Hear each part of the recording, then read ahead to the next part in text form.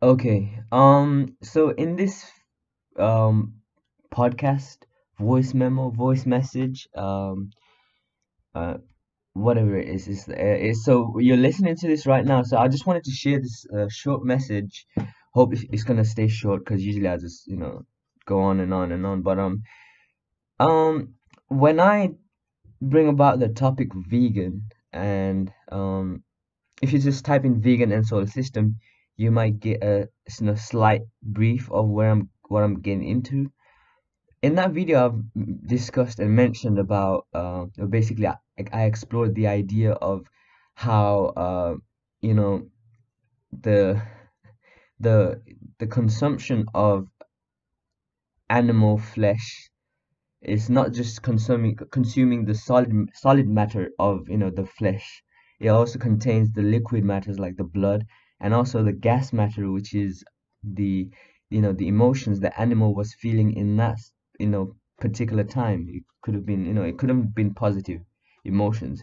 However, and it has a very strong arguments, and people can have really strong arguments to it. Um, and if a person believes in that theory of transmutation of the feelings through gas matter from another animal or another beings, because if you look at it like from a zoomed out place, if we look at Mars, they don't have emotions and feelings, so it must be created within living organisms, right? So that's out there. But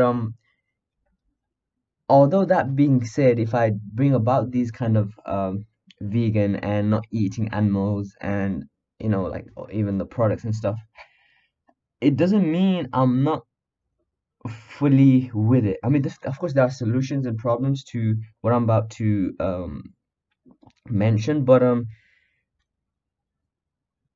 here's a really good example and scenario for every single human being, especially the people that are extreme vegan and even vegetarian. This concept, okay, has to be looked into. And of course, we all know there are some, like really, uh, there are some people that just, take another animal's life just for hunt's sake, right? For just like leisure. But we should be aware of this situation. So, for example, let's take our eyes back up again for the throughout the history of human beings. So let's just say we take our eyes and our brain, so you just fly yourself up into the sun, okay, and but you can still see the view on Earth, and the time frame also just like a timeline on our of our profile, the human being's profile, right? So a specific group of people within, let's say, within 500 years, they were traveling, let's say, okay, they're migrating from place to place like animals migrate. We can we we can even these days, I mean, not just these days, but we can actually predict what time of the year these animals migrate from this place to that place, right? In East Africa, like there's a huge migration, and we can even see it from like up above space of the migration happening, right? Similar example, take that to a group of tribe of human beings, and the time frame, let's say 500 years. So in 500 years, specific genes or specific tribe of people, okay, of course they were a person not gonna live 500 years, but that person's ideas and that person's language and that person's, let's say that tribe's genes are traveling through one place to another for whatever reason, right? And happen to be on a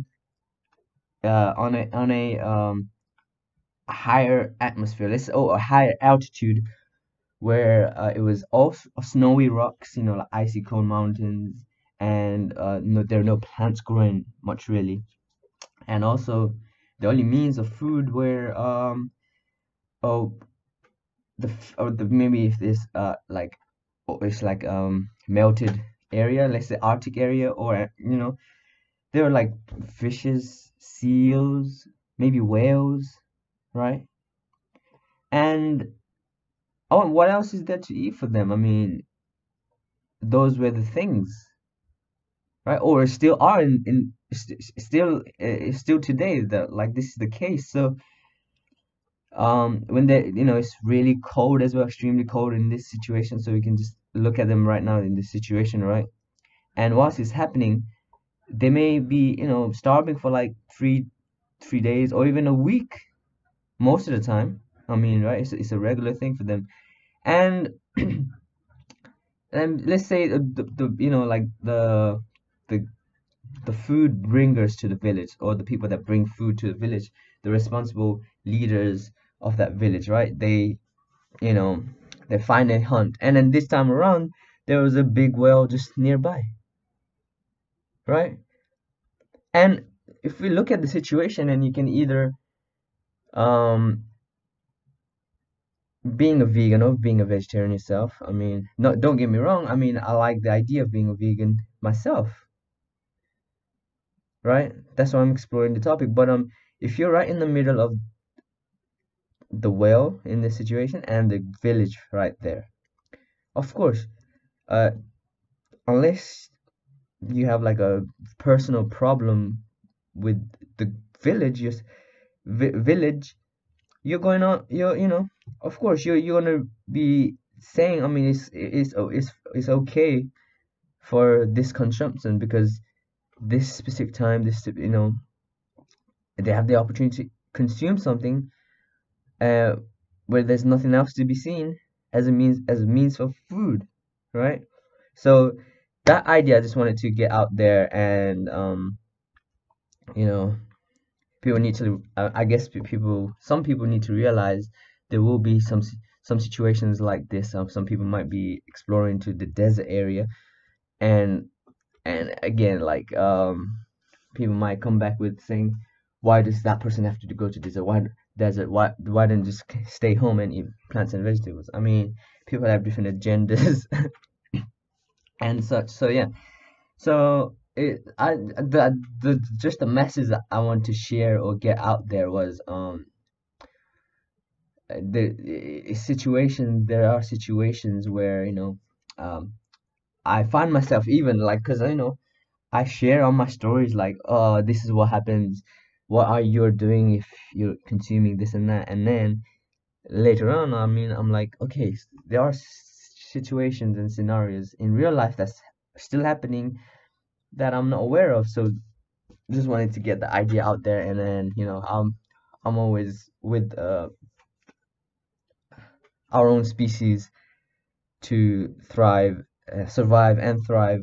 So yeah, that's just out there. And by no means I'm saying consume more, like, if we're in the cities, or like we have the option. Why don't we choose the healthier option? So yeah, that's just what it is. And that's what I wanted to get out there. My name is Subash Limbu, and you are listening to me. Peace out.